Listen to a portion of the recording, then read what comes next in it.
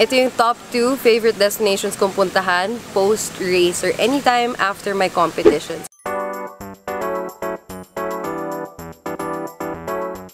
Ang unang-una, gusto ko nagda-drive to the beach. So, paminsan pupunta ako sa Zambales o kaya La Union. Mahilig ako mag-surf. So, paminsan gusto ko lang to be one with the ocean. Pero yung pinakamalapit na pinupuntahan ko paminsan 2 times a week or once a week, dito rin siya sa Rizal, hindi siya sa Antipolo, pero nasa Rizal siya.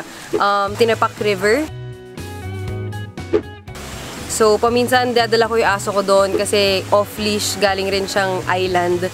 So, gusto ko lang siya patakbuhin. And doon lang, nakaupo lang ako, nag-relax lang ako, one with nature. Kasi paminsan, pag naririnig mo yung hangin ng mga puno, nagsisway, just being in that silent environment, it already like recharges me to do better on the next coming week. So, yun. Kaya sa mga kapuso nating on the go, tutukan nyo ang live stream ng ating programa sa official accounts ng GMA Network, pati na rin sa YouTube at Facebook. At mag-comment din kayo sa ating mga kwentong amazing.